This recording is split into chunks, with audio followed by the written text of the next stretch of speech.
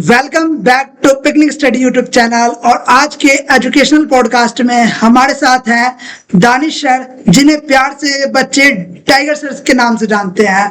Tiger sir के नाम से जानते हैं। और टाइगर सर का नाम क्यों पड़ा से लेके एसएसबी इंटरव्यू, एनडीए, एफकेट जैसे एग्जाम को क्लियर करने के लिए क्या बेसिक स्ट्रेटेजी होनी चाहिए, और एसएसबी इंटरव्यू जिससे बच्चे बहुत ज्यादा डरते हैं, स्पेशली हिंदी मीडियम के छात्रों के ऊपर बात करेंगे कि, और पर्सनैलिटी डेवलपमेंट के ऊपर बात करेंगे, जो आपकी ऑफिसर लाइक क्वालिटीज होती है, जो स्टूडेंट्स को कैसे हमें टाइम बाय टाइम इम्प्रूव करना चाहिए। हमें अपने स्कूलिंग में जब भी सोच रहे हैं कि ऑफिसर लाइक क्वालिटीज हमें आड़े अंदर होने चाहिए या फिर डिफेंस के फील्ड में जाना है, तो कैसे हमें इम्प्रूव करना चाहिए। तो पहले thank you so much sir हमारे साथ जुड़ने के लिए।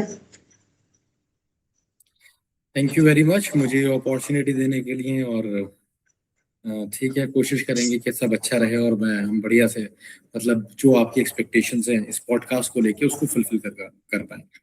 सर तो सबसे पहले स्टार्ट करेंगे ये 14 ईयर की आपकी टीचिंग जर्नी में। सबसे पहले ये टाइगर सर का नाम आपको कैसा लगा है जो बच्चों ने दिया, और क्यों लगा है कि क्यों टाइगर सर ही नाम पड़ा। एक टाइगर एक पॉजिटिव एनर्जी भी दिखाता है। यार ये तो बस ऐसा है कि मैं बच्चों से कहता रहता था क्लास में चीते की फुर्ती के साथ क्वेश्चन बना दो, चलो जल्दी से जवाब दो चीते की फुर्ती के साथ। और मैं बात करते करते मैं थोड़ा फ्रेंडली वे में पढ़ाता हूँ, कभी कभी बहुत कैजुअल हो जाता हूँ पढ़ाने में। क्या करता हूँ ना, अपनी यूपी वाली टंग भी मेरी आ जाती है, तो मैं कोशिश करता हूँ कि बहुत बनावटी तरीका नहीं लेके आऊँ। तो कभी कभी पढ़ाते पढ़ाते मैं लड़कियों की एक्टिंग भी कर देता हूँ। तो मुझे लगता है कि natural is the best way. ठीक है, तो मैं नेचुरल वे में पढ़ाता हूँ, तो इस वजह से मेरे मुंह से बार बार निकलता था चीते की फुर्ती के साथ। ठीक है, तो मैं अपनी ऑफलाइन क्लासेस में भी बोलता था, तब तक कोई ऐसा टाइगर वाइगर सर नहीं बोलता था। फिर जब मैं यहाँ पे आया तो मैं कहता था चलो भाई थम्स अप बना दो, ठीक है, चीते की फुर्ती के साथ थम्स अप दे दो। ये सब मैं कहता, तो बच्चों ने एक बार कहना शुरू किया सर हम हमें आप चीता कहते हो तो आप कौन हुए। तो वहीं किसी बच्चे ने बोल दिया, ठीक है, टाइगर। तो मैंने कहा भाई क्या तुम टाइगर टाइगर लिख रहे हो। तो एक बच्चे ने बोला कि सर आपको बुरा लगा क्या नाम। तो मैंने थोड़ी देर सोचा, मैंने कहा नहीं बुरा तो नहीं है, ठीक है, कहना चाहो तो कह लो, चलो थम्स अप पीडब्ल्यू टाइगर जो तुम्हें अच्छा लगे वो बना दो, अब मैं ये बोल देता हूँ। तो वो इस तरीके से नाम पड़ गया। इसके लिए कुछ ऐसा मुझे लगता नहीं है कि बहुत ज्यादा क्वालिटीज या ऐसा कुछ है। ये बस ये है कि मैं कहता रहता था चीते की फुर्ती चीते की फुर्ती, तो बच्चों को आपने चीता बोला, उसने पलट के आपको टाइगर बोल दिया। सो बस ये ऐसा ही है। ठीक है, अब तो मैं मेरे मेरे भी दिमाग में चढ़ गया है, मतलब जबान पे चढ़ गया है। मैं पढ़ाते समय कहता हूँ समझ आ गया है तो बता दो, थम्स अप पीडब्ल्यू टाइगर जो अच्छा लगे बना दो। ठीक है, तो बस वो वैसे ही चल रहा है। सर ये आपकी पर्सनैलिटी के साथ मैच करता है टाइगर। यार ये तो यार देखने वाले के ऊपर है, ये मैं कैसे जज कर सकता हूँ। ठीक है, कि पर्सनालिटी पे मैच करता है तो कर। टाइगर तो बहुत जबरदस्त पर्सनालिटी होती है। वो नॉकटर्नल भी होता है, वो वाइल्ड भी होता है, वो सेवेज भी होता है, साथ ही साथ वो मतलब बहुत ज्यादा फिरोशियस भी होता है। एट द सेम टाइम वो काम भी होता है, वो अलर्ट भी होता है। तो मेरे को नहीं लगता मेरे अंदर इतनी सारी क्वालिटीज हैं। ठीक है, पर ठीक है, कुछ क्वालिटीज मैंने टाइगर से भी ली हैं, सीखा है। हम सभी से सीखते हैं, मेरे घर में जो कुत्ता है मैंने उससे भी सीखा है। ठीक है, मैंने अपने माँ बाप से भी सीखा है, मैंने सबसे सीखा है। तो मुझे ऐसा लगता है कि हमें सभी से सीखना चाहिए। तो ठीक है, मेरे को कोई बोलता है टाइगर सर तो I don't feel bad about it. ठीक है, अच्छा है नाम, मेरे को ठीक लगता है।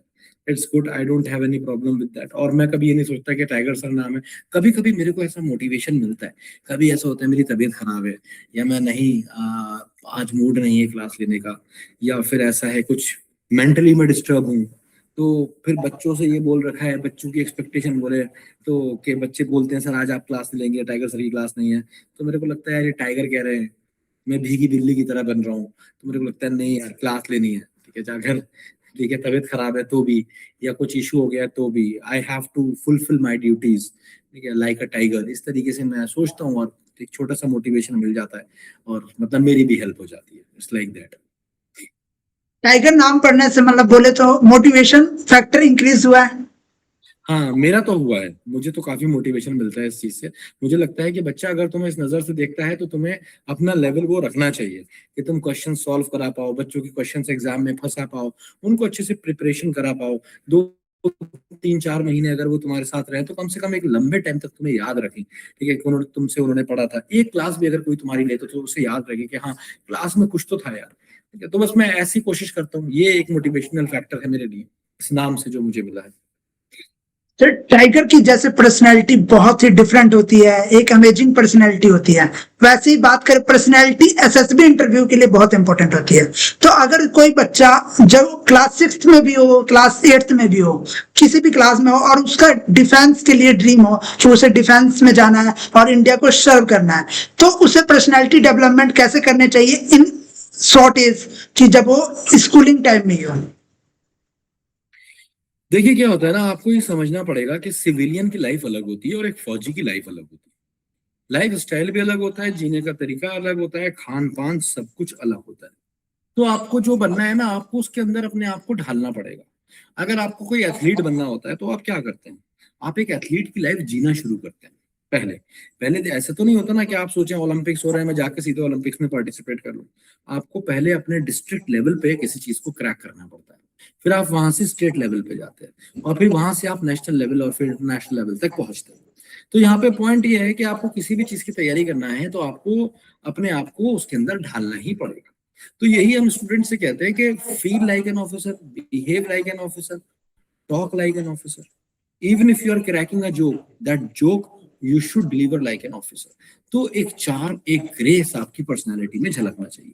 उसके लिए स्टूडेंट्स को क्या करना चाहिए, जैसे बुक्स हैं बहुत सारी, बलिदान एक काफी फेमस बुक है जिसमें जो देश के हीरोज हैं उनकी कहानियां हैं, उनको आप पढ़ सकते हैं, देख सकते हैं कि उनकी पर्सनालिटीज कैसी थी।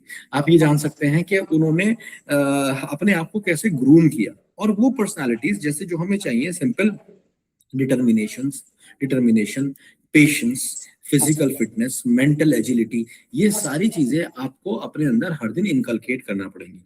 ज्यादा रैशनल, ज्यादा लॉजिकल होना पड़ेगा। जो भीड़ है जो आपके साथ चल रही है उस भीड़ से हटना पड़ेगा, क्योंकि आप अपने आप को जब फौजी की तरह देखेंगे तो सबसे पहले भीड़ से अलग कर देंगे। ठीक है, तो ये होता है कि आप भेड़ चाल से हट के अगर अपने आप को प्रिपेयर करते हैं तो आप वो क्वालिटीज 1 साल के अंदर डेवलप कर सकते हैं। ये एक लंबा प्रोसीजर है, 1 साल भी मैं तब बता रहा हूँ जब आप इस पे हर दिन काम करेंगे, क्योंकि हम कहें सब सारे के सारे ना पूर्व ग्रह से ग्रस्त है। पूर्व ग्रह का मतलब है कि जो भी हमारी पुरानी सोच, आइडियोलॉजीज हैं, हमने जो समाज से, अपने माँ बाप से, अपने आस पड़ोस से, अपने आसपास चलने वाले सिनेमा से लिए, जो भी कंटेंट हमने देखा है उसका कहीं ना कहीं हम पे असर है। तो हमें उस असर को खत्म करने के लिए एक नया असर लेना पड़ेगा। जो इंडियन मिलिट्री अकेडमी या फिर इंडियन मिलिट्री अकेडमी या नेशनल डिफेंस अकेडमी का जो कल्चर है वो समझना पड़ेगा, किस तरीके से वो बच्चों को रखते हैं ना, क्या वो डिमांड करते हैं, क्या चाहिए एक स्टूडेंट के अंदर, ये सारी चीजें देखना पड़ेंगी। और बड़ा सिंपल है, ऐसा नहीं कि आपको कुछ एक्स्ट्राऑर्डिनरी करना है, बस आपको स्पोर्ट्स में एक्टिव रहना है, ठीक है, आपको रीडिंग में एक्टिव रहना है। आपको बात जब भी आप मुंह खोले ना तो लगे यार क्या मुंह खोला है। आपने वो बकवास कम करनी है, पेशेंस ज्यादा रखना है, डिटर्मिनेशन सॉलिड रखना है। तो बस यही है कि you just have to try to be one of the best of your kind, and the defence forces embrace you. Sir अगर बात करें कि जो जो एस्पिरेंट्स डिफेंस के लिए जाना चाहते हैं, उनके लिए क्या सैनिक स्कूल पर्सनैलिटी डेवलपमेंट में इम्प्रूवमेंट लाता है? देखिए ये तो स्कूल्स बनाए ही इसीलिए गए हैं, चाहे सैनिक स्कूल्स हो या फिर राष्ट्रीय मिलिट्री स्कूल्स हो या कोई भी आर्मी स्कूल हो, तो उसको बनाया इसलिए गया है कि हम बचपन से ही बच्चे के अंदर वो सारी चीजें इनकलकेट करें। और वो डिफरेंस दिखता भी है, अगर कोई बच्चा सैनिक स्कूल से पढ़ा है या इस तरह के आरएमएस या किसी भी स्कूल से पढ़ा है, तो उसकी मेंटालिटी में, उसके तरीकों में ये चेंज एकदम दिख जाता है, अलग दिख जाता है। लेकिन ये कहना कि अगर आप सैनिक स्कूल से हैं या किसी मिलिट्री स्कूल से हैं तभी आपका सिलेक्शन होगा, तो मैं आपको बता दूं कि हर साल अगर आप सिलेक्शन रेट देखेंगे तो इन स्कूल्स का ज्यादा होता है, पर सब बच्चे यहाँ से भी सिलेक्ट नहीं होते, बहुत कम ही होते हैं। अगर एक आरएमएस में आपके पास 40 बच्चे हैं एक बैच में, तो आप ज्यादा से ज्यादा फाइनल सिलेक्शन 10 से 15 करा सकते हैं मैक्सिमम। उसमें भी आपके 60-70% से ज्यादा बच्चे वो होते हैं जो सिलेक्ट नहीं हुए उस साल। ठीक है, तो अल्टीमेटली ये भी मैं आपको कम बता रहा हूँ, ठीक है, क्योंकि मेरे पास एग्जैक्ट डेटा नहीं है, ये मैं आपको अप्रोक्सीमेट डेटा बता रहा हूँ। ये सोच भी गलत है कि मैं आर्मी स्कूल से होता, सैनिक स्कूल से होता तभी कर पाऊंगा। ठीक है, तो इतना ज्यादा परसेंटेज तो उनके पास भी नहीं है, सबसे ज्यादा है, लेकिन फिर भी आप बना सकते हैं। बहुत सारे बच्चे जो आते हैं वो मैंने मेरे पास मतलब एक बच्चा हमारे यहाँ आया था जो AIR 1 हुआ था। ठीक है, तो वो किसी अनुराग शेगवान। हाँ, तो वो किसी भी ऐसे स्कूल से नहीं था, ठीक है, गांव का बच्चा था। और ऐसे और भी अलग अलग जबरदस्त रैंक वाले हमारे पास CDS NDA सब जगह आए, और जो कि किसी भी मतलब मिलिट्री और सैनिक स्कूल से नहीं थे। तो ये भी सोच गलत है कि वहीं से होना चाहिए, और ये भी सोच गलत है कि वो स्कूल्स बेकार है। तो देखो यार, सबका अपना रास्ता है, कोई कैसे, कोई नाव लेके पहुंचता है, कोई स्टीमर लेके पहुंचता है। ठीक, बस पहुंचना सबको मंजिल पे ही है। सर आप फिर बात करें कि एनडीए सीडीएस एफकेट जैसे एग्जाम्स आपने पढ़ाए हैं, उस एस्पिरेंट्स को पढ़ाए हैं जो डिफेंस की ड्रीम्स रखता है, तो सबसे पहले बात करते हैं एनडीएस और सीडीएस को लेके। एनडीए वो एग्जाम जो क्लास 12 के बाद देंगे, और सीडीएस ऐसा एग्जाम जो आप ग्रेजुएट होने के बाद देंगे। तो इसमें क्या डिफरेंस लगता है एज एस्पिरेंट परस्पेक्टिव से बात करें, आपको क्या डिफरेंस लगता है कि 12th में जो 12th पास आउट होकर एनडीए दे रहा है और सीडीएस के पर्सनैलिटी लेवल में क्या डिफरेंस लगता है, और एसएसबी में भी इंटरव्यूइंग ऑफिसर्स क्या डिफरेंट देखते हैं इन दोनों को? देखिए, जो एनडीए का बच्चा होता है वो बिल्कुल कच्चा बच्चा होता है, उसने अभी 12th करा है, ज्यादा दुनिया देखी नहीं है, 12th के बाद सीधे एनडीए। तो वहां पे जो एसएसबी होता है वो भी, मतलब मैं ये नहीं कहूंगा आसान होता है, पर कंपैरेटिवली सीडीएस से थोड़ा सा सॉफ्ट रहते हैं वो। ठीक है, अगर उसके कंपैरिजन में देखें। दूसरी चीज ये होती है कि मैंने देखा है कि बहुत सारे ऐसे बच्चे भी सिलेक्ट हुए जो कि काफी वीक थे, जिनकी इंग्लिश भी बहुत अच्छी नहीं थी ना, बस वो अपनी बात एक्सप्रेस करके कह पा रहे थे, गांव से थे, है ना। और अजीब अजीब, मतलब कुछ तो बच्चे ऐसे भी मैं जानता हूँ जो सेलेक्ट हुए, जो बहुत ही इंटीरियर से आते थे, जिनकी हिंदी भी ढंग की नहीं थी, पर वो उन बच्चों को ले लेते हैं। उनको लगता है कि हम 4 साल में इनको बढ़िया से पॉलिश करके निकाल देंगे। वो बेसिकली देखते हैं कि आपके अंदर डिटर्मिनेशन है, कि आपके अंदर टीम स्पिरिट है, और बाकी सारी ऑफिसर्स लाइक क्वालिटीज देखते हैं। अगर आप थोड़े बहुत कम भी मैच्योर हैं तो चल जाता है। ठीक है, उनको लगता है कि भाई अभी एनर्जी है बहुत सारी, अभी बच्चा कर सकता है, तो दे गिव अ चांस। लेकिन जब आप सीडीएस की बात करते हैं तो उनको पता होता है जो सीडीएस के लिए तैयारी कर रहे हैं मोस्ट प्रोबेबली इसने एनडीए भी दिया होगा, ये सब जानता है। तो वहां पे वो आपको बहुत अच्छे से, उनकी एक्सपेक्टेशन ही आपसे अलग होती है। वो जानते हैं कि ये बच्चा अब 12th वाला नहीं है, ये तो ग्रेजुएशन कॉलेज के सारे मजे करके आ रहे हैं, इसको सब पता है, ये कॉलेज की दुनिया देख के आ रहा है। तो जो एसएसबी का लेवल होता है वो थोड़ा मैच्योर हो जाता है। तो ये बेसिक डिफरेंस है वहां पे। बाकी देखो, पोस्ट वही है, लेफ्टिनेंट जाते हैं यहाँ से भी और वहां से भी लेफ्टिनेंट रहते हैं। जो 12th का बच्चा जाता है एनडीए क्रैक करके लेफ्टिनेंट बनता है, एक कच्ची उम्र में जाके एक ऑफिसर लाइक क्वालिटीज को इम्प्रूव करके ऑफिसर बनता है वहां पे जाके, तो एक कितना अच्छा अपॉर्चुनिटीज हो गया है। और साथ में 2023 के बाद गर्ल्स को भी अपॉर्चुनिटी मिल चुकी है कि गर्ल्स भी एनडीए में अपियर हो सकती है, जो कि पहले नहीं था। वो ये अपॉर्चुनिटी आप कैसे देखते हैं गर्ल्स के लिए स्पेशली? देखो यार, सबसे सुंदर बात यह है ना कि जब आप डिफेंस फोर्सेस के लिए तैयारी करते हैं तो कोई कभी आपके ऊपर ये उंगली नहीं उठाएगा कि आप चोर हैं या आपका डिपार्टमेंट चोर है। कभी कोई डिफेंस सर्विसेज के लिए ये नहीं कहता कि यहाँ पे बहुत करप्शन है, बट आपको कोई ये नहीं देखता कि फौजी आ रहा है तो करप्ट होगा। जो जनरल मेंटालिटी है हमारे यहाँ पब्लिक की, वो पुलिस को लेके ऐसी है, यस वकीलों को लेके ऐसे ही है ना। जनरल मेंटालिटी वकीलों को लेके ऐसी है, पुलिस को लेके ऐसी है। आप किसी भी सरकारी दफ्तर में जाएंगे, आप बैठा होगा कोई चश्मा लगा के आधा नीचे झुका के, आपको लगेगा मुझे पैसा खिलाना पड़ेगा इसको। लेकिन फौजी को देख के ना आप ये नहीं सोचेंगे उसको पैसा खिलाना पड़ेगा।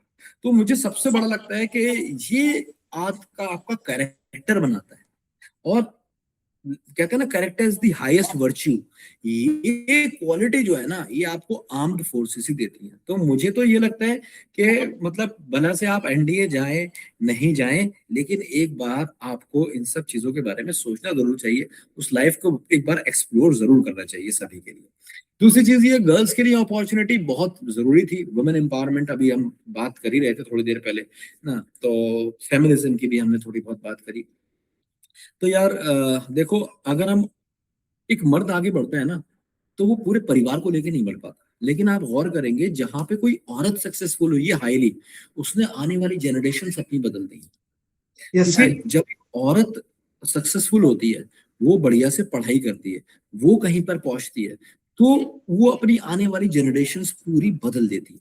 मर्द के लिए इतना टफ होता है ना, क्योंकि वो यूजुअली बाहर ही रहेगा, और जो एक औरत होती है वो कहीं ना कहीं घर से जुड़ी रहती है। भला से वो कितना टाइम भी, चैलेंजेस बहुत होंगे अगर आप डिफेंस फोर्सेस में लड़कियों की बात करें कि वो कैसे घर संभालेंगी, वो सब पूरा ट्रांजिशन आ जाएगा, पूरी बदल जाएगी। लेकिन उसके बाद भी जब वो रिटायर होकर अपने घर बैठेंगी, है ना, जब भी वो अपना घर देखेंगी, जैसे एक किसान भी होता है, कभी फौजी बना, पहले किसान था, फौजी बना, फिर रिटायर होके घर बैठा, तो अपना घर बढ़िया से संवारता है। इसी तरीके से ये औरतें बहुत बढ़िया से घर संवारेगी। तो ये बहुत ही बेहतरीन इनिशिएटिव है कि हमने औरतों को चांस दिया है, लड़कियों को चांस दिया है। इससे एक ये वाली जो इमेज है लड़कियों की कि वो बिल्कुल छुई हुई होती है, कमजोर होती है, तो अब जैसे आपने देखा अभी ये जो हमारा ऑपरेशन हुआ था ऑपरेशन कश्मीर सिंदूर। में, ऑपरेशन सिंदूर, तो उसको लीड किया एक लेडी ने, ठीक है, और colonel Sofia Qureshi and there was another lady. तो उनको हाईलाइट किया गया तो लोग सब भूल गए, लोग ये सब भूल गए कि इंडिया ने क्या किया, पाकिस्तान ने क्या किया। लोग ये देख रहे थे, ओ माय गुडनेस, एक लड़के। लड़की कर गई।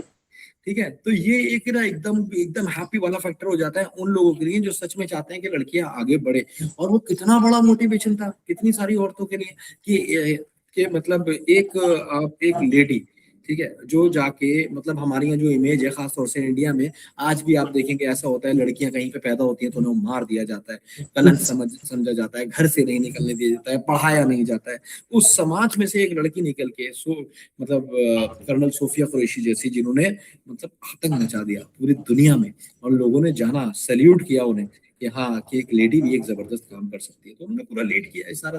तो मेरा पॉइंट यही है कि अगर आप ऐसा करेंगे तो आप वुमेन को स्ट्रांग करेंगे, और वुमेन के स्ट्रांग होने का मतलब है आपका समाज स्ट्रांग होगा, as simple as that. Sir अभी भी जो एनडीए की बात करें तो उसमें बहुत लिमिटेड सीट्स है गर्ल्स के लिए, और इसे बहुत सारे गर्ल्स अभी भी ये सोच रहे हैं कि बहुत कम सीट्स हैं। और मैंने अभी एक इंटरव्यू में देखा था डिफेंस वाला की, किसी लड़की ने एग्जाम निकाला था, उन्होंने ये पॉइंट कही थी कि एक सीट तो उसमें से मेरी पक्की थी। तो ये माइंडसेट आप कैसे देखते हैं सर? यार देखो, अभी अगर सीट्स कम है तो जाने वाली लड़कियां भी तो कम है। कितनी लड़कियां हैं जरा सोचो जो सच में सोच रही होंगी कि मैं डिफेंस सर्विसेज में जाऊंगी। हमारे यहाँ अभी आप देख रहे होंगे कि लड़कियां अभी भी रील ही बना रही हैं ज्यादातर। Yes sir. ठीक है, अगर आप देखेंगे तो हर समाज में, हर घर में आपको एक ना एक लड़की ऐसी मिल जाएगी जो रील के चक्कर में लगी होगी। उस समाज में से एक लड़की ऐसा सोच रही है, तो सीट्स कम हैं, तो बेसिकली जाने वाले भी अभी कम हैं। और अभी इस चीज को इनिशिएट किया है ना डिफेंस सर्विसेज ने, हल्के हल्के। मुझे उम्मीद है कि इन चीजों को वो बढ़ाएंगे, जैसे जैसे उनको लगेगा कि बहुत ज्यादा अच्छे कैंडिडेट आ रहा है, तो हो सकता है चीजें बेटर हो हमारे लिए। तो हमें ये नहीं देखना चाहिए सीट्स कम है, बात यह है कि खुली तो है ना, खुली तो है। ठीक है, इंडिया में ऐसे भी बहुत सारे कॉलेजेस हैं जहाँ पे सिर्फ 20 ही सीट्स हैं। ठीक है, चाहे वो एमबीए की बात करें, मेडिकल यस की सर। बात करें, 20 30 25 सीट्स हैं, पर लोग उसके लिए भी फाइट करते हैं, और लाखों लोग फाइट करते हैं। तो मुझे लगता है कि अच्छी बात है, अभी सीट्स कम है तो वैल्यू ज्यादा है, फिर हल्के हल्के सीट्स बढ़ेंगी, शायद वैल्यू कम हो जाए। तो मुझे लगता है कि नहीं, अच्छा है, कोई प्रॉब्लम नहीं है, स्टार्ट तो किया, इनिशिएटिव तो लिया, so I am very positive about it. कल उम्मीद रखता हूँ कि सीट्स बढ़ेंगी। सर जैसे हम बात करें कि एनडीए रिटेन की और एसएसबी इंटरव्यू की, जो एस्पिरेंट होता है जो 11th से मूव करता है 11th में, और ड्रीम रहता है कि 12th अपियरिंग में एग्जाम क्रैक करने का, और मोस्ट ऑफ द एस्पिरेंट्स को जो मैंने भी देखा है कि ये रहता है बच्चों के अंदर कि जो 12th तक का प्रिपरेशन फेज है वहां तक मैं रिटन के एग्जाम की तैयारी करूंगा, उसके बाद क्लियर करने के बाद एसएसबी को देखूंगा कि एसएसबी में कैसे क्लियर करूं। अभी जैसे आपका बात करें रिटन का रिजल्ट भी आया था कुछ दिन पहले, अब कुछ एस्पिरेंट होंगे जो अभी से एसएसबी की तैयारी करेंगे, और कुछ होंगे जो स्टार्टिंग फेज से एसएसबी की तैयारी कर रहे हैं। क्योंकि एसएसबी एक बोला जाए, जितने भी मैंने एसएसबी क्रैक के एस्पिरेंट से बात की है, उनके साथ पॉडकास्ट किया है, उन्होंने ये बताया कि एज द रिटन से टफ है एसएसबी, क्योंकि उसमें आप एक फेक पर्सनैलिटी नहीं दिखा सकते हो। देखो यार, जो एसएसबी की तैयारी होती है ना, वो उस दिन से शुरू हो जानी चाहिए जिस दिन आपने सोचा कि मुझे फौज में जाना है, यस क्योंकि सर। असली एग्जाम वही होता है। जब आप रिटन क्वालिफाई करके एसएसबी देने पहुंचते हैं, तो पहले दिन ही 90% स्टूडेंट्स बाहर हो जाते हैं। 5 दिन की एसएसबी होती है, पहले दिन 90% बाहर। या तो इसी से आप समझ सकते हैं कि कितना टफ है एसएसबी। तो मैं यही कहता हूँ कि आप पहले दिन से तैयारी करना शुरू करिए। आप रिटन के साथ साथ, और वो तैयारी ऐसी थोड़ी है कि आप उसको अलग से बैठ के कुछ करेंगे। You have to just change your mind set. हल्के हल्के अपने माइंड को आपको ट्यून करना है, अपने माइंड को इस तरीके से ट्यून करना है। फॉर एग्जाम्पल, मेरे को बड़ा गुस्सा आता है, ऐसा मैं चीजें ही फेंक देता हूँ। तो मेरे को पता है एक ऑफिसर तो ऐसा नहीं करेगा ना, उसके हाथ में तो बम है, उसके हाथ में तो वेपन्स है, ऐसा होगा तो बम मार देगा, ठीक है, वेपन चला देगा। आपके हाथ में अगर डिफेंस सर्विसेज अगर आपके हाथ में हथियार दे रही हैं तो you have to be very patient, you have to be very logical, you have to be aggressive, but you must know where to use your aggression. तो इतनी मैच्योरिटी आपके अंदर होनी चाहिए। तो ये सारी चीजें आप अपने अंदर हल्के हल्के इनकलकेट करेंगे। अगर आप अपनी माँ की बाप की दो बातें नहीं सुन पा रहे हैं तो आप अपने जर्नल कर्नल की कैसे सुन पाएंगे? तो आपके अंदर पेशेंस, ये सारी चीजें आपको सोचनी चाहिए और हर दिन डेवलप करनी चाहिए। ये एक दिन का काम नहीं, आपको हर दिन अपने आप को एक ऑफिसर की तरह देखना चाहिए।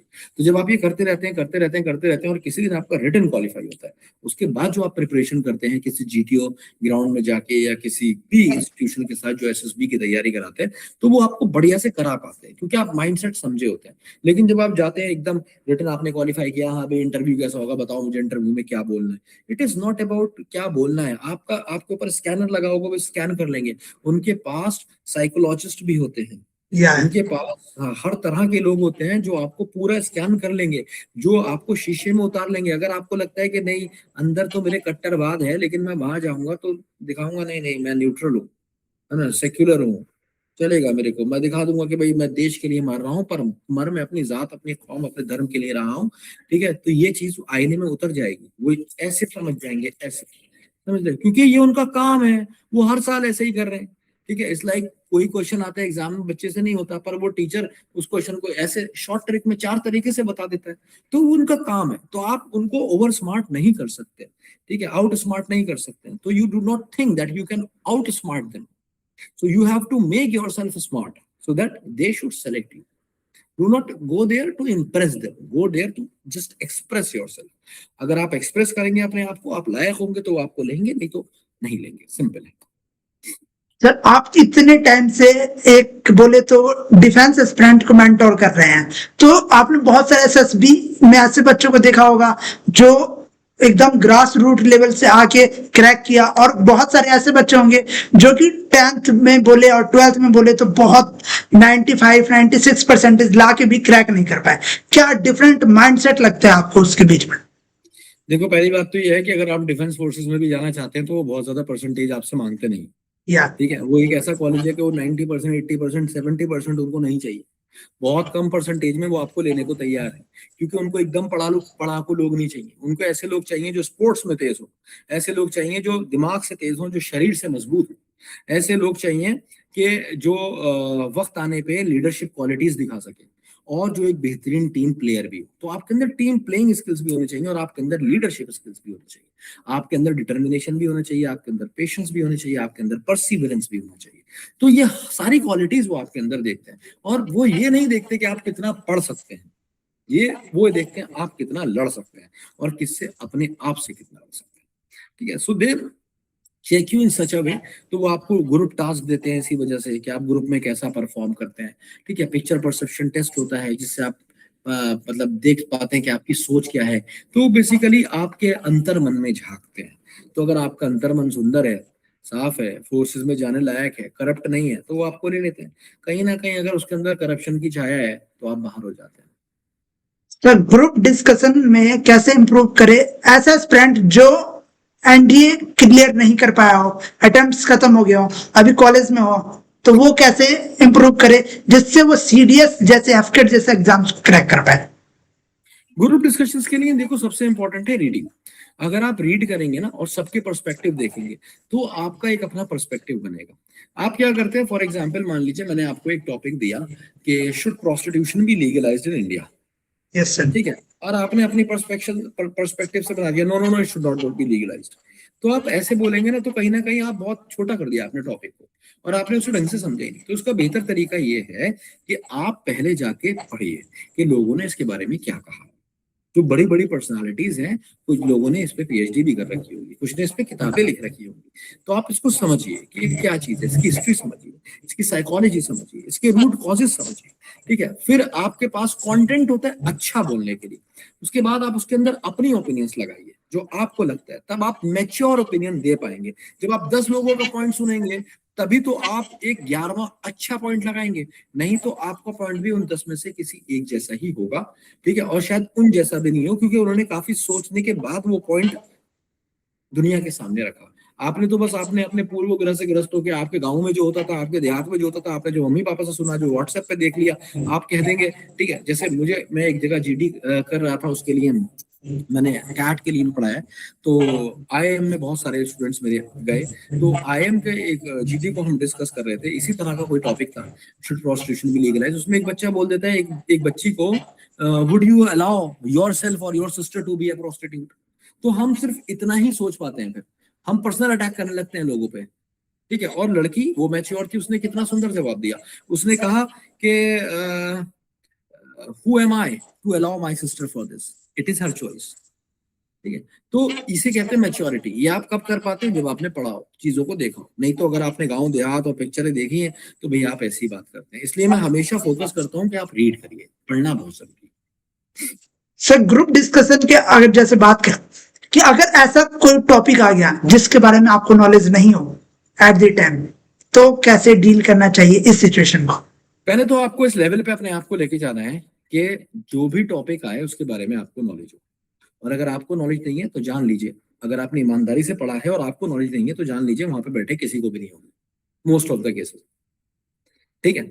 अब यहाँ पे दुनिया की बड़ी से बड़ी जंग एंड में आके साइकोलॉजिकल हो जाती है। Yes sir. अब यहाँ पे ये नहीं देखा जाएगा कि आपको नॉलेज थी नहीं थी, ये देखा जाएगा कि जहां पे आपको कोई नॉलेज नहीं है, ऐसा टॉपिक क्यों दे रहे हैं वो?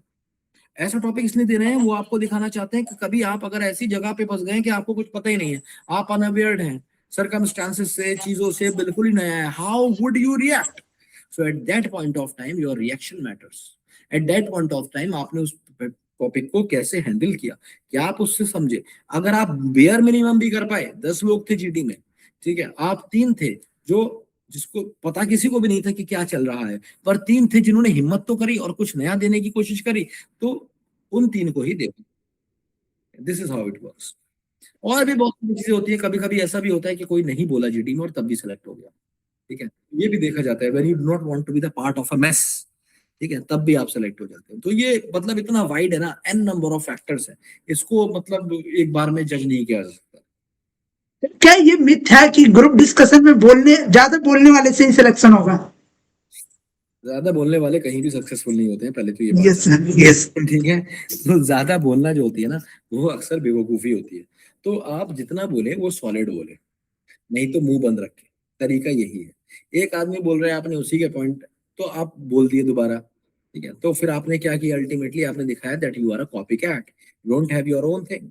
अगर आप कह रहे हैं कि I want to add on something, आप जब मुंह खोले ना तो सॉलिड खोले, कुछ बोले तो दुनिया आपको देखे समझे। यहाँ पे आप जीडी को विन करेंगे, ठीक है। और आप इम्पोजिंग ना हो, अपने साथी को चांस दें, ठीक है। ऐसा नहीं लगना चाहिए कि अगर आपको आता है तो आपका एटीट्यूड अलग दिख रहा है, तुम सब गधे हो, मैं ये टॉपिक पढ़ के आऊं, मेरे को अच्छे से आता है, ये भी शो करोगे तो again it reflects your arrogance. तो डोंट वांट एरोगेंट पीपल, ठीक है। बिकॉज टीम में काम करना है यार, सामने से गोलियां चल रही हैं, आपके हाथ में हथियार है, you never know what situation you are going to face. तो उस समय में अगर तुम्हारे अंदर एरोगेंस है, ईगो है, तो तुम नहीं चल पाओगे भाई फौज के साथ, ठीक है।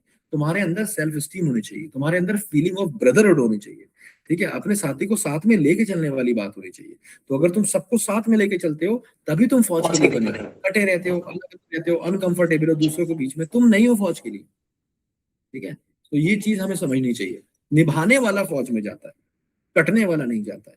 जो दुनिया से कटता है सबसे चीजें मतलब अलग करता है। तो और ज्यादा बोलने वाला तो आई नेवर प्रेफर कि आप ज्यादा बोलिए जीटी पे जाकर, जितना बोलिए सॉलिड बोलिए।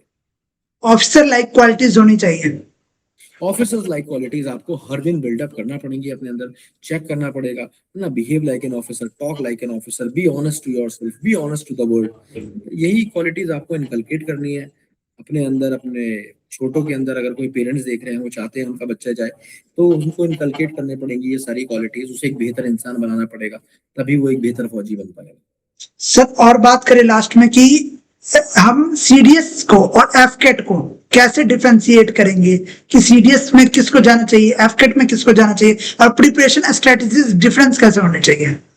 देखो, मुझे लगता है कि अगर आप सीडीएस की तैयारी करते हैं ना, खासतौर से अगर मैं इंग्लिश की बात करूं, तो आपका एफकेट तैयार हो जाता है।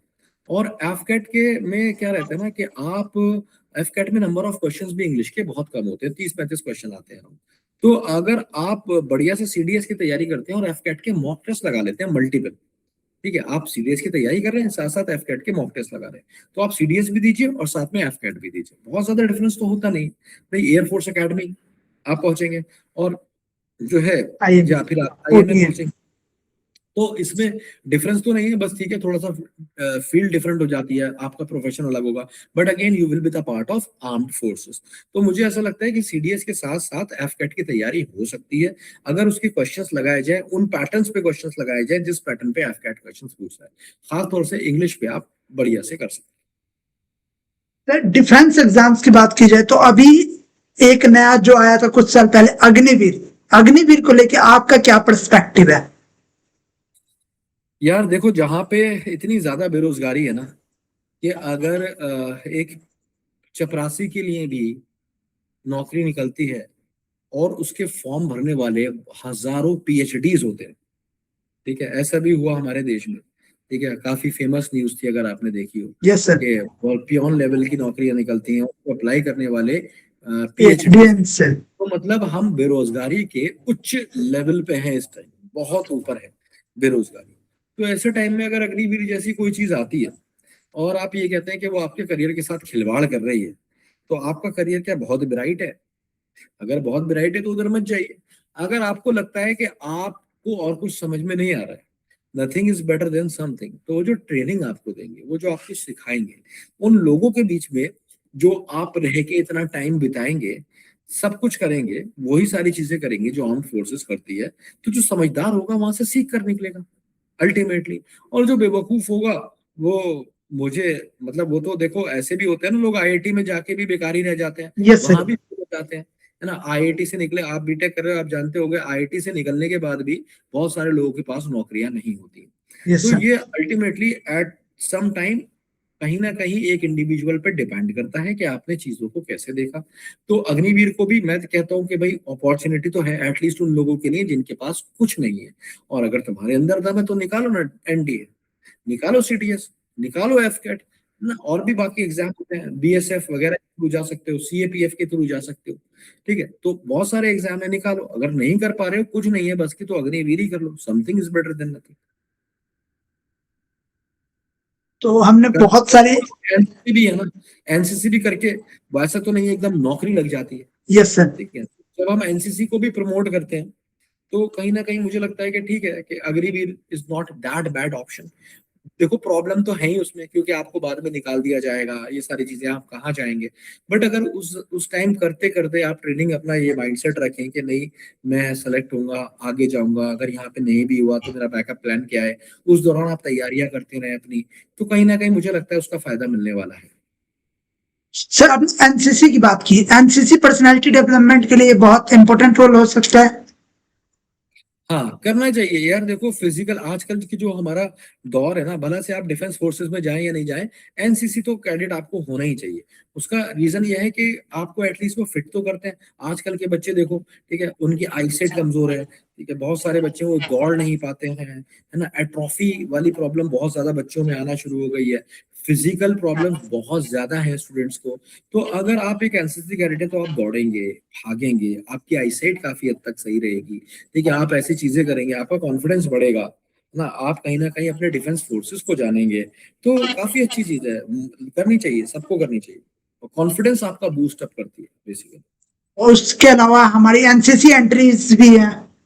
एनसीसी एंट्रीज भी है हमारे पास, ऑब्वियस ऑफ कोर्स, उसका फायदा भी आपको इंटरव्यू में मिलता है, सब जगह उसका फायदा मिलता ही है, तो आपकी निजी जिंदगी में भी और प्रोफेशनल लाइफ में भी कहीं ना कहीं आपको एनसीसी का फायदा तो मिलता ही है।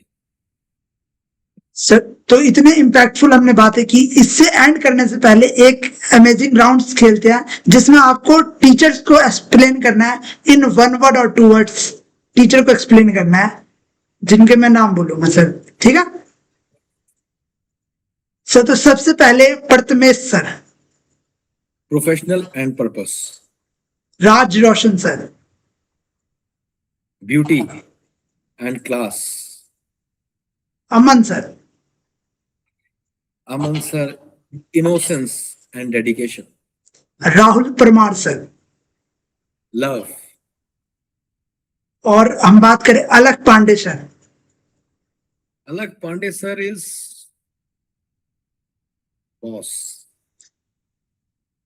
Vikrant sir. Boss. Vikrant sir. भाई। फॉर मी, मैं whenever I think about it, मेरे दिमाग में आता है छोटा भाई। Muktak sir. Muktak sir, one of the best teachers when it comes to history. Sir अगर आपको एक टीचर को, मतलब आप अगर एक टीचर का नाम लेना चाहें जिन्हें आपको बहुत इंस्पायर किया है जब आप ऑनलाइन में आए। यार मुझे विकास देवी का कीर्ति सर बहुत एंचेंट करते हैं, और मैं अक्सर उनकी वीडियोस भी देखता रहता हूँ। अक्सर देखता हूँ उनका जो अंदाज है ना पढ़ाने का, जो डिलीवरी है, वो मुझे बहुत अच्छी लगती है। या तो ये हो सकता है कि उनका जो टॉपिक्स हैं वो मुझे बहुत एंचेंट करते हो, क्योंकि मतलब मैं पीएचडी हूँ, डॉक्टर ऑफ फिलोसफी, ठीक है, इंग्लिश सब्जेक्ट रहा, पर उसमें भी तो कहानियां ही होती हैं, और हर कहानी किसी न किसी फिलोसफी की बात कर रही होती है। तो ये भी हो सकता है कि मेरा और उनका सब्जेक्ट थोड़ा सा मैच करता है। तो जो उनकी डिलीवरी है, जिस अंदाज से वो बोलते हैं, तो मेरे को बहुत बढ़िया लगता है, बहुत अच्छा लगता है उनको सुनना। विकास दीदी सर इस, मतलब मुझे लगता है बहुत बढ़िया है। सर इसको एंड करने से पहले जो डिफेंस एस्पिरेंट्स हैं जिनका एनडीए निकल भी गया है या सीडीएस निकल गया हो, एसएसबी की तैयारी कर रहे हो, या फिर जो एस्पिरेंट्स 11 12 में हो, आपकी तरफ से क्या डिफेंस के बच्चों के लिए गाइडेंस होगा आपकी तरफ से। मैं तो देखो हमेशा ये कहता हूँ कि हर दिन की मेहनत ही तुम्हें कहीं पहुंचा सकती है। तुम सोचते हो अगर अभी मैं 12th में हूँ उसके बाद फिर मैं एनडीए की तैयारी करूंगा, तो यार तुम अपने साथ गलत कर रहे हो। एनडीए में जो आता है वही सब 12th में आ रहा है। अगर तुम अपनी स्टोरीज बुक ईमानदारी से पढ़ोगे, जो भी तुम्हारे पास 12th में है उसमें जो वोकैबलरी आएगी उसको अच्छे से लर्न करोगे, जो जितनी भी ग्रामर, जो भी कुछ तुम्हें पढ़ाया जा रहा है उस पर ध्यान दोगे, तो तुम्हारा फायदा होगा। साथ ही साथ जो मैथ्स आती है 12th तक की, वो 12th तक की मैथ्स आती है, अगर मैथ्स को थोड़ा एक्स्ट्रा टाइम दोगे, तो भी बहुत सारे स्टूडेंट्स हैं जिनसे मैंने स्टूडेंट से ही सीखा। मैंने पूछा कैसे करते थे, तो उसने कहा सर मेरा जो भी टॉपिक होता था ना, जो मैं पढ़ता था टॉपिक, जैसे मुझे लगा मैंने 6 7 टॉपिक पढ़ लिए मैथ्स के अब, तो मैं क्या करता था, एनडीए के क्वेश्चन आता था जो उन 6 7 टॉपिक से होते थे, और उनको सॉल्व करने की कोशिश करता था। तो वो 12th के साथ साथ ये करता था, 1 1.5 घंटा वो अलग से निकाल लिया करता था। और देखो अगर तुम्हें ज्यादा चमकना है तो ज्यादा मेहनत भी करना पड़ेगी, ज्यादा घिसना भी पड़ेगा। तो ऐसे बच्चे करते हैं, और जब वो 12th पास करके आते हैं या 12th में आते हैं, तो कोचिंग को वो अच्छे से ग्रैप्स कर पाते हैं। सबसे बड़ी प्रॉब्लम यह है कि आप कोचिंग में आके भी सीख क्यों नहीं पाते, क्योंकि कोचिंग को आप ग्रैप्स नहीं कर पाते। टीचर आपसे कहता है उसको बेसिक से पढ़ाया जाएगा, बेसिक से आप सोचते हैं अरे बेसिक का मतलब है आज तो सर मुझे दिस इज अ कैट, है ना, and know you are a man, ये सिखा। पर यार इतना टाइम थोड़ी होता है हमारे पास। एनडीए के पेपर पेपर का लेवल देखो, सीडीएस के पेपर का लेवल देखो, तो वो ये नहीं सिखा सकता। बेसिक का मतलब है बेसिक से नाउन्स बता देगा वो आपको, बेसिक से टेंसेस बता देगा वो आपको। वो आपको ये नहीं बता सकता कि बिल्कुल ही कि जो आप सोच रहे हो कि आपको 5th क्लास में ले जाएगा, 6th में ले जाएगा, तो ये हर टीचर के लिए बहुत मुश्किल होगा। और अगर वो ऐसा करेगा तो वो आपको वो रेलेवेंट नहीं पढ़ा रहा है, वो आपको वो नहीं पढ़ा रहा है जो आना है, वो आपको स्कूल में ले गया। तो आप अपनी स्कूलिंग ईमानदारी से करिए, बढ़िया से करिए, अपने अंदर ऑफिसर्स क्वालिटीज बिल्डअप करते रहिए, है ना। और वही मैंने कहा, अपनी मेंटालिटी वैसी रखिए जैसी एक ऑफिसर्स के लिए होती है। रीडिंग करते रहिए, जब आप पहुंचेंगे मतलब वो सारी चीजें आपको करनी है जो आपको अल्टीमेटली आगे करनी है, उनको पहले शुरू कर दीजिए, तो वो आपके लिए इतनी आसान हो जाएंगी। आप फटाफट ग्रैप्स करेंगे, आपको लेक्चर में मजा आएगा, आपको डीपीपी आसानी से सॉल्व हो जाएगी, मॉक टेस्ट में स्कोर आना शुरू हो जाएगा, कॉन्फिडेंस लेवल अप हो जाएगा।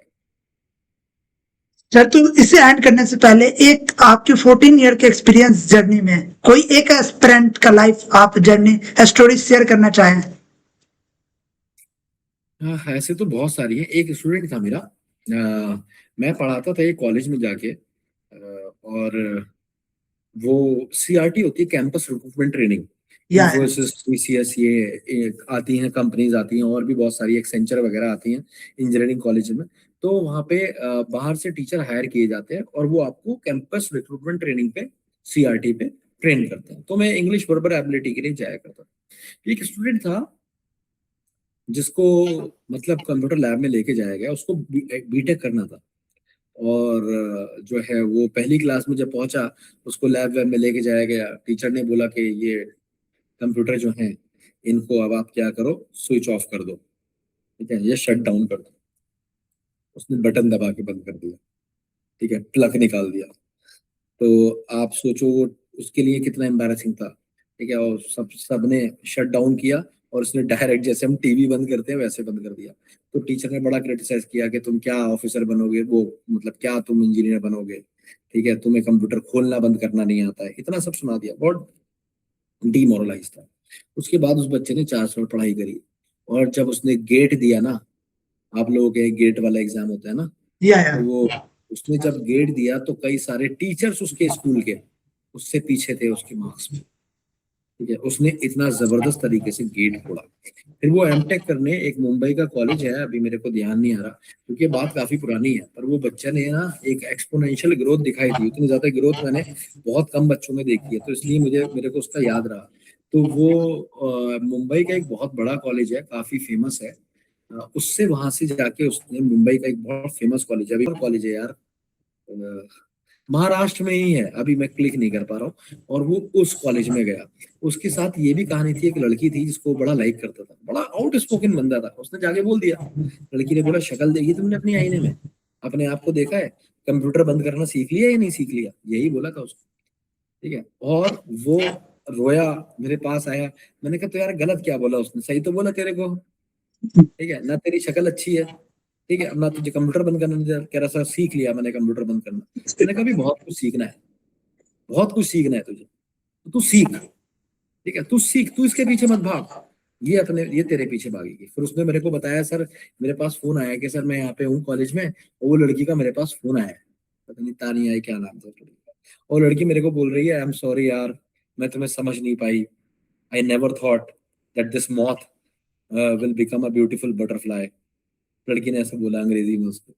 मैंने कहा तूने क्या कहा, तो बोले सर मैंने उसको बोला हाँ ठीक है यार, अच्छा हुआ तुमने मेरे को रिजेक्ट कर दिया था, और नहीं तो मैं इन सब में ही पड़ जाता, पता नहीं क्या होता। तुमने रिजेक्ट किया, मैं आगे बढ़ गया, और अब मेरे को ऐसा कुछ नहीं है। और उसके अंदर मैंने कहा क्या हुआ तेरे अंदर, कहना सर मेरे को अब कोई ऐसी फीलिंग वीलिंग नहीं है उसके लिए, दुनियादारी समझ में आ गई है, कॉलेज गया, इतनी सारी चीजें मैंने देखी कि मुझे लगा there are more beautiful things than love, ठीक है, इन दी वर्ल्ड।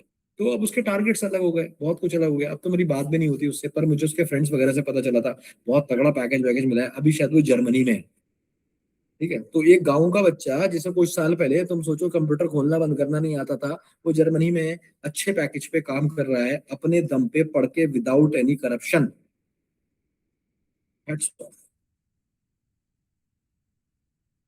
सर आपने AR1 को भी पढ़ाया है, अनुराग शेखवान, क्या डिफरेंस लगता है? क्योंकि जो वो वीडियो आई थी अलग पांडे सर के साथ, बहुत सारे बच्चे जो डिफेंस के लिए तैयारी कर रहे थे, बहुत सारे बच्चे उस वीडियो से इंस्पायर हुए थे।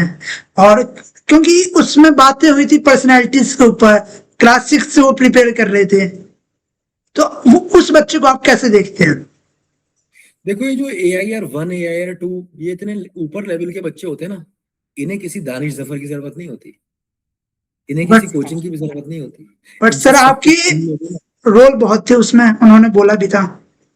ये उसकी मोहब्बत और ये उसका बड़ापन है। ठीक है, और ये एक बात को समझो, उसको किसी दानिश जफर की जरूरत नहीं थी, उसे किसी भी कोचिंग इंस्टीट्यूट की जरूरत नहीं थी, मैं किसी का भी नाम नहीं लूंगा। ठीक है, वो एक ऐसा सितारा था कि तुम उसे कहीं भी डालोगे वो चमकेगा। वो अलग बात है कि वो हमारे पास आया तो हमने उसके चमकने में थोड़ी हेल्प कर दी।